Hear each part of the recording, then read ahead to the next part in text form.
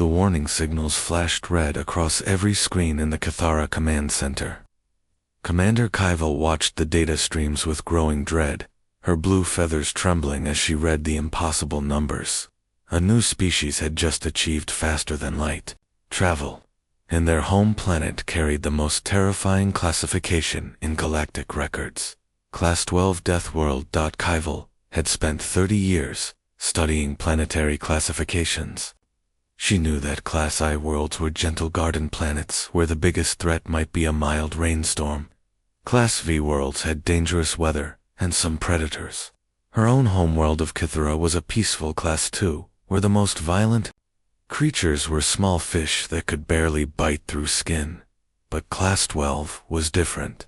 Class 12 worlds were death traps, where everything tried to kill you. The gravity crushed bones, the weather brought destruction, and the creatures were living nightmares.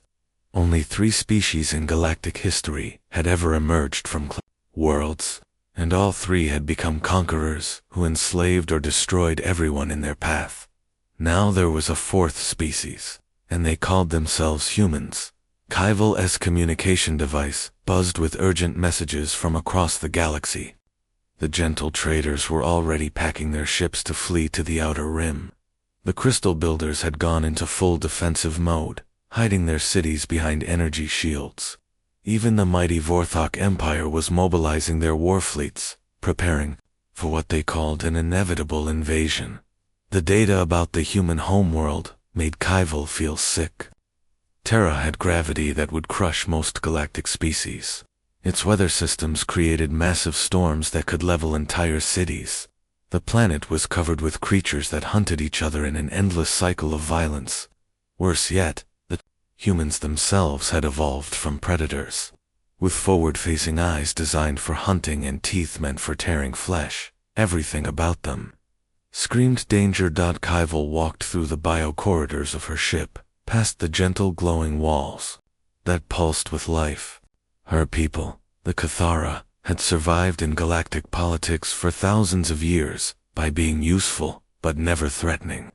They were healers and diplomats, known for their advanced medicine and their ability to help different species communicate with each other. Their bodies were built for peace, not war. Their bones were hollow like birds, making them light but fragile. Their hands were designed for delicate work, not fighting. Even their voices were soft, meant for singing and gentle conversation rather than battle cries. The emergency council meeting was chaos. Hundreds of Kithara leaders filled the great chamber, their voices creating a nervous symphony of chirps and whistles. Elder Raltith stood at the center, his ancient feathers now white with age. The humans have already made contact attempts, he announced, his voice carrying across the chamber. They sent mathematical signals and basic greetings in 17 different galactic languages. They seemed to want to talk. All Deathworlders want to talk first, interrupted Commander Velkin from the military council. They study their prey before they strike. The bone crushers of Zarian sent poetry before they invaded 12 systems. The iron claws of Mort offered trade agreements right before they enslaved half the spiral arm. Kaival listened to the fear in every voice. She understood it completely. Her own hands shook when she thought about meeting beings who had survived on a world that would kill her in minutes. But something bothered her about the human transmissions she had studied. The humans seemed curious about other species. Their messages asked questions about galactic culture, about different forms of art and music, about how various species had solved problems of space travel and planetary management. They did not ask about military strength or resource locations, like previous Deathworlders had done.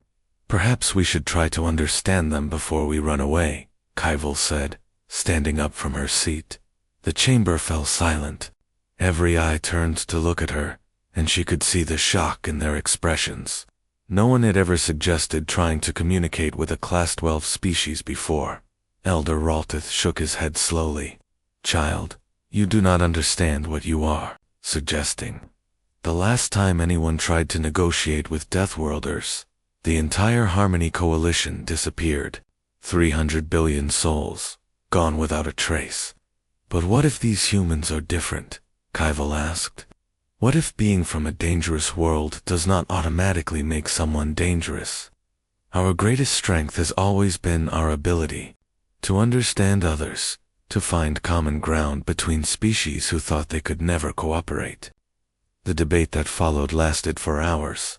Some argued for immediate evacuation to the furthest reaches of the galaxy. Others wanted to join the Vorthok war preparations. A few suggested hiding their entire civilization until the human threat passed, but Kaival kept thinking about those transmissions. The humans had sent music along with their mathematical formulas.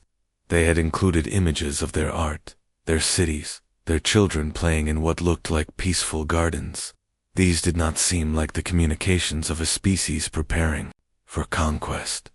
When the vote finally came, Kaival made a decision that would change galactic history forever.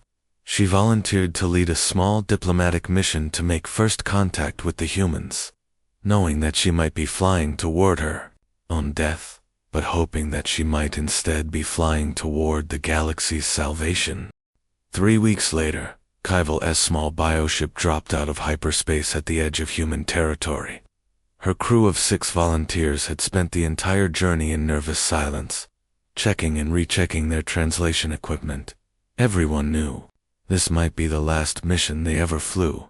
The human detection systems found them immediately. Within minutes, Kaival's communication array lit up with an incoming transmission. Her translator worked frantically to decode the alien language. As a calm voice spoke from the speakers, "Unknown vessel, this is Captain Lee Day of the human exploration ship, New Dawn. We detected your arrival and want to welcome you to our space. Are you here for peaceful contact?" Kaival stared at the communication panel in shock. No previous Deathworlder species had ever asked about peaceful intentions. They had simply demanded surrender or issued threats. Her voice trembled as she activated the response system. "This is Commander Kaival of the Cathara Diplomatic Corps. We come seeking understanding between our peoples." The response came quickly, and Kaival could hear something that sounded almost like excitement in the human voice. "Commander Kaival, this is incredible. You are the first alien species to make direct contact with us. Would you be willing to meet face to face? We have prepared a neutral meeting area aboard our ship." Kaival looked at her crew. Navigator Yunse's feathers were flat against her skull with fear, but she nodded slowly. "We came this far, Commander. We should finish what we started." The human ship was massive compared to their delicate bio-vessel. As they approached the docking bay, Kaival could see the difference between their technologies. Where Cathara ships were grown from living materials that curved and flowed like plants, the human vessel was built from metal and hard angles, designed to survive the harsh conditions of space. Captain Lee Day met them at the airlock, and got her first close look at a real Deathworlder. He was taller than any Cathara, with solid bones and muscles built for surviving on a high-gravity world. His skin was darker than Kaival had expected, and his eyes were indeed positioned forward like a predator's. But when he smiled, Kaival saw something unexpected. His expression was warm and curious, not cold and calculating like she had imagined. He moved slowly and carefully, as if he understood that his size might frighten her smaller crew. "Welcome aboard the New Dawn," Lee Day said through the translation device. "We are honored to meet representatives of the galactic community."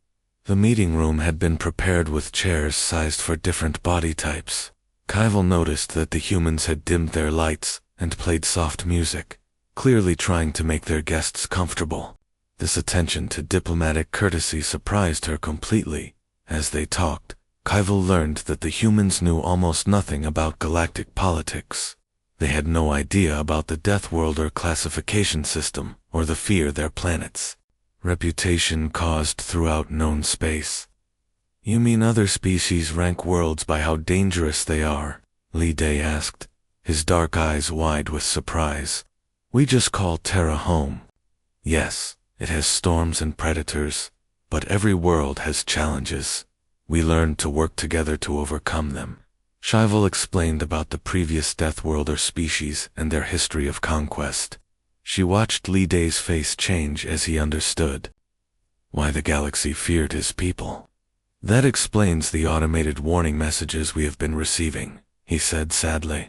We thought other species were just busy with their own affairs. We did not realize they were afraid of us. The cultural exchange that followed revealed surprising similarities between their peoples. Both species valued learning and exploration. Both had developed advanced technologies. Though humans focused on engineering, while Cathara specialized in biological sciences, both had complex art forms and deep philosophical traditions. Your medical knowledge is fascinating, Li Day said. As Kaival explained, Cathara healing techniques. Our doctors would love to learn about biological regeneration. In return, we could share our advances in materials, science, and energy systems. For several hours, Kaival almost forgot she was talking to a supposed monster from a death world. Li Day was intelligent, curious, and genuinely interested in building peaceful relationships with other species. But their friendly meeting was interrupted by urgent transmissions from across the galaxy. The Vorthok Empire had declared the human presence a threat to galactic stability. War fleets were already moving toward human space. You have to leave this area immediately, Kaival warned Li Day.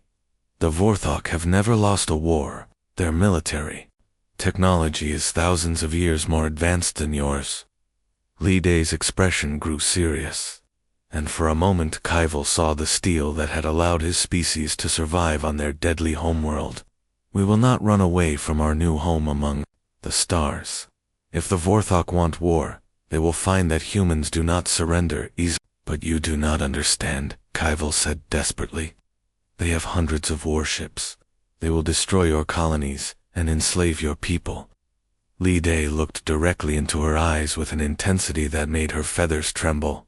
Then we will need allies who believe in peace over conquest. Will your people stand with us, Commander Kaival?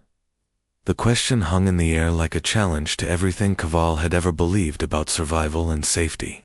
She realized that the real test was not whether humans were dangerous, but whether the galaxy was ready for Deathworlders who chose cooperation over conquest. Kaival stood in the great council chamber of her homeworld, facing the most important decision in Cathara history. 3 days had passed since her return from human space, and the debate had not stopped for a single moment. Elder voices mixed with younger ones, in a symphony of fear and uncertainty. The holographic display at the center of the chamber showed the movement of Vorthok war fleets across the galaxy.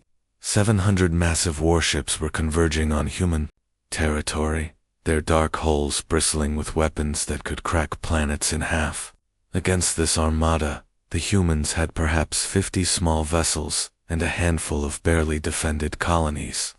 The choice is simple, declared Elder Raltith, his white feathers trembling with age and worry. We can flee to the outer rim where the Vorthok will not follow, or we can watch the humans die from a safe distance, but we cannot fight beside them without destroying ourselves. Kaival had presented her report 12 times already, but she stood to speak again. Her voice carried across the chamber as she described Captain Li Day and his crew. Their curiosity about other species, their desire for peaceful cooperation instead of conquest. They are not like the other Deathworlders, she insisted. They do not seek to rule over others. They only want to explore and learn and build friendships across the stars. Commander Falcon, the head of Cathara military forces, shook his head grimly. It does not matter what they want, Kaival.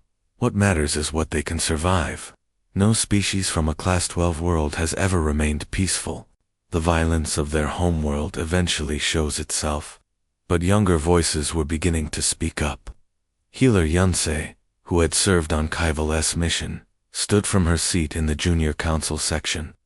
Our ancestors have run from 12 different wars in our recorded history, she said, her young voice carrying surprising strength. Every time, we told ourselves we were saving our people for something more important. Maybe this is that something. Maybe this is when we stop running. The debate continued through the night and into the next day. Outside the council chamber, ordinary Cathara citizens gathered in the biogardens, singing the old peace songs and waiting for their leaders to decide their fate. Then the news arrived that changed everything. The emergency transmission came directly from human space. The Vorthok Empire had issued an ultimatum to the human colony world of New Sol. The message was simple and brutal. Surrender unconditionally within 72 hours or face complete orbital bombardment. Seville watched the recording of the human response with growing amazement. Captain Park Jin, the colony's military commander, spoke calmly into the camera, despite the impossible situation his people faced. "We understand the Vorthok position," he said, "but we cannot abandon our homes or our principles. We will use these 72 hours to evacuate our children and prepare our defenses. We thank our new friends among the Cathara for their kindness, and we hope the galaxy will remember that we chose to fight for peace rather than surrender to fear." The transmission ended, and the council chamber fell completely silent. Kip looked around at the faces of her people and saw something she had never seen before. For the first time in their long history, the Cathara were ashamed of their own survival instincts. "They are not even asking for our help," whispered Navigator Temvol, who had also served on the contact mission. "They know we cannot match Vorthok firepower, so they are releasing us from any obligation. They would rather die alone than drag peaceful beings into their war." Elder Raltith closed his ancient eyes and remained silent for long minutes. When he finally spoke, his voice was barely above a whisper. "In all my years, I have seen species beg, threaten, and bargain when facing extinction. I have never seen any people simply thank their friends and prepare to die with dignity. The vote, when it finally came, was closer than anyone had expected." Kaival held her breath as the counting crystals glowed in the chamber's center. 847 council members voted to honor the alliance. 832 voted to flee to safety by a margin of 15 votes. The Cathara chose courage over survival. Kaival's small fleet of 12 bioships joined the human defense force above New Sol 2 days later. As they dropped out of hyperspace, she could see the human vessels taking defensive positions around their colony world. The ships were smaller than she had expected, and fewer in number than the intelligence reports had suggested. The Vorthok Armada arrived exactly on schedule, a terrifying wall of dark metal that seemed to blot out the stars themselves. Cap had seen Vorthok warships in historical recordings, but nothing had prepared her for the reality of facing them in battle. Admiral Kim Hyan of the human fleet opened a communication channel to all vessels. His voice was calm and steady, despite the impossible odds they faced. "Cathara allies, you did not have to come here today. Your people could have remained safe." Kaival activated her own transmitter, speaking for her entire species. "Yes, Admiral Kim, we did have to come. Some things are more important than safety." As the Vorthok fleet moved into attack formation, Kaival realized that win or lose, the galaxy would never be the same. The age of running from bullies was ending. The age of standing together was about to begin. The Battle of New Sol began at dawn on the colony world below. Kaival watched from her bioship's bridge as the massive Vorthok fleet moved into attack formation, their dark warships spreading across space like a plague of metal locusts. Each enemy vessel was 10 times larger than the biggest human ship, and their weapons could turn planets into dust. Admiral Kim Hyan's voice crackled across the communication channels as he coordinated the desperate defense. "All human vessels, remember your training. All Cathara allies, we are honored to fight beside you today." Kaival had never been in a real battle before. Her people's bioships were designed for healing and diplomacy, not warfare. But as the first Vorthok energy beams lanced through space, she discovered something amazing about cooperation between species. The human ships moved with incredible speed and precision. Their pilots trained on a world where quick reflexes meant survival. But they were fragile compared to Vorthok armor. Within minutes, 3 human vessels were badly damaged and drifting helpless in space. "Healer ships, move in," Kaival ordered.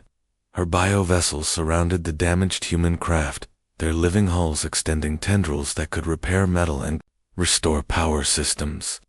The Cathara had never used their medical technology on starships before, but their adaptive biology made it possible.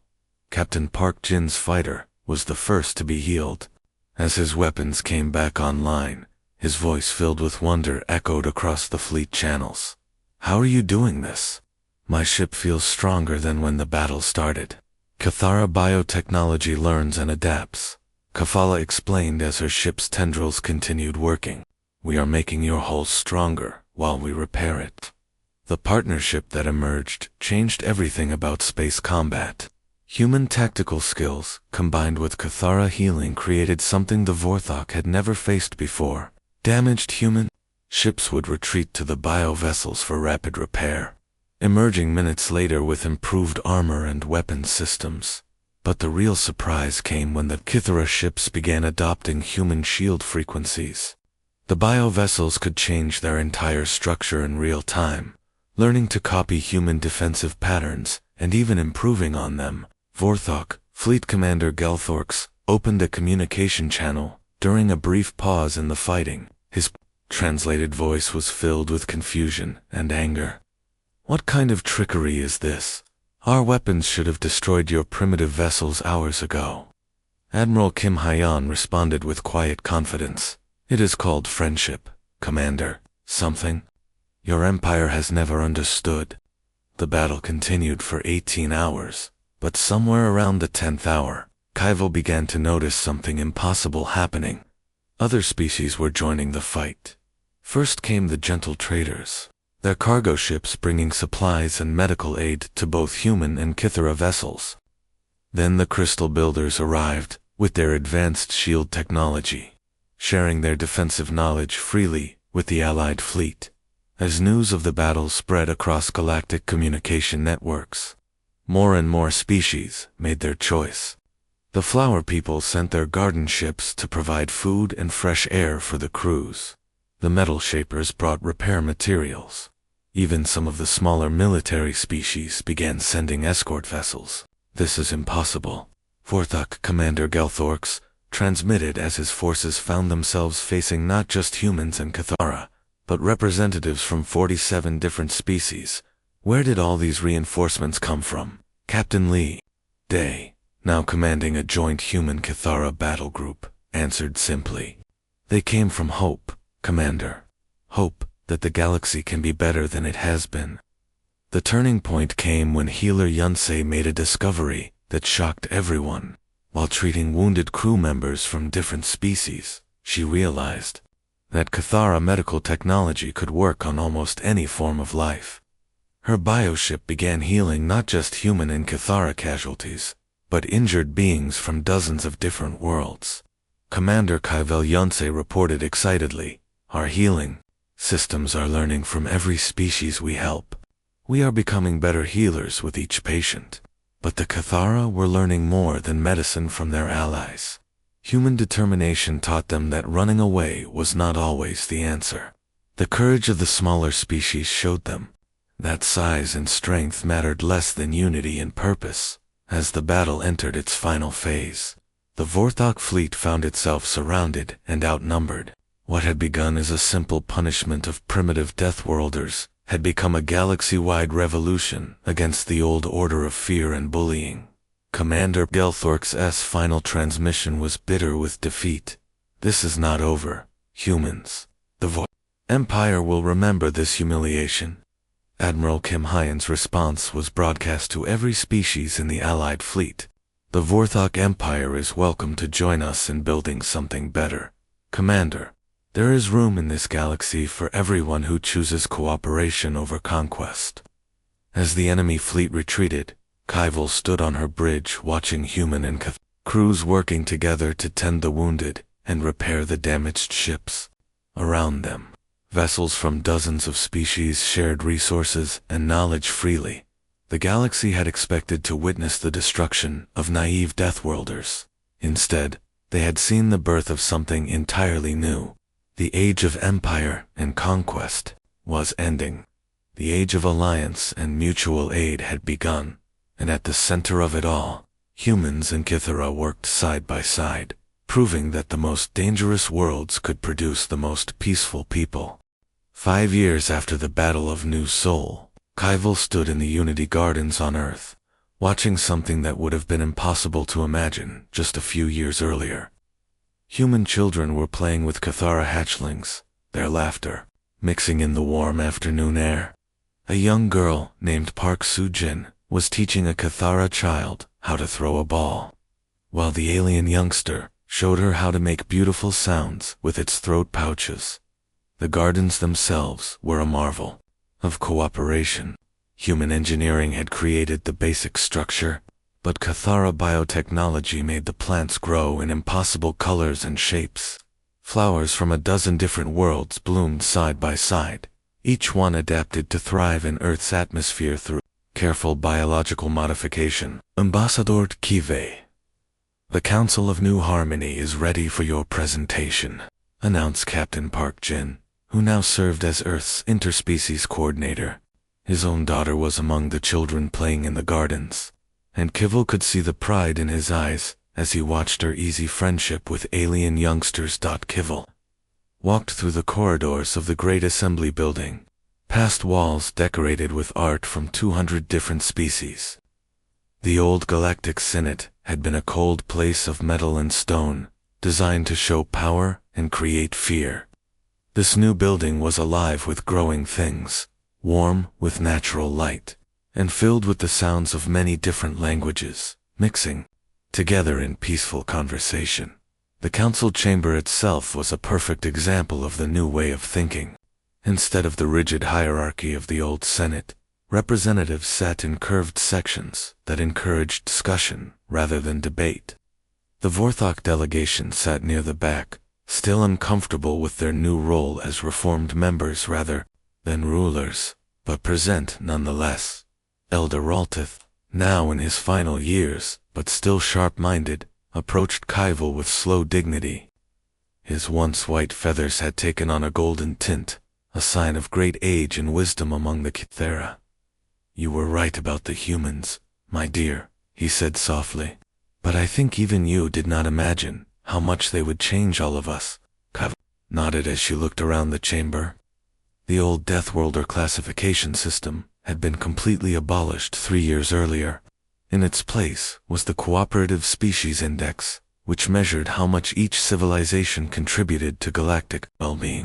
Ironically, many worlds that had once been considered safe and peaceful now ranked lower than planets previously thought too dangerous to contact. The humans had insisted that Earth receive no special status, despite their role in creating the new order. They were simply one voice among many, though Kaival had noticed that other species often looked to human representatives for guidance when facing difficult decisions. Commander Jung Hanna stood at the central podium, presenting the latest exploration reports. She had been promoted to head the Joint Exploration Command, which sent mixed crews to investigate new regions of space that no single species could survive alone. Sector 847 shows clear signs of pre-warp civilization, Jung Hanna announced to the assembly. Initial scans suggest a water-based species with advanced biotechnology. We recommend first contact under the new Harmony protocols. Kaival smiled as she remembered how terrified the galaxy had once been of first contact with any new species. Now they approached each discovery with excitement rather than fear. Knowing that diversity made them all stronger, the presentation continued with reports from the joint colonies. New Sol had been rebuilt as a model of interspecies cooperation, with districts designed for different kinds of biology. Water-breathing species lived in the canal districts, while high-gravity species occupied the mountain regions. Flying species like the Kythera had their own aerial neighborhoods connected by bridge networks. But the most impressive development was happening in space itself. Through the chamber's bioglass windows, Cabell could see the construction platforms, where the first truly integrated starships were being built. These vessels combined human engineering with Cathara biotechnology, crystal builder defensive systems, and innovations from dozens of other species. Captain Lee Day, now an admiral in the combined fleet, had described the new ships as living machines that think and grow and adapt. They could heal themselves when damaged, evolve new capabilities as needed, and provide perfect environments for crews from any world. The afternoon session focused on the most challenging topic of all: what to do about species that still refuse to join the cooperative system.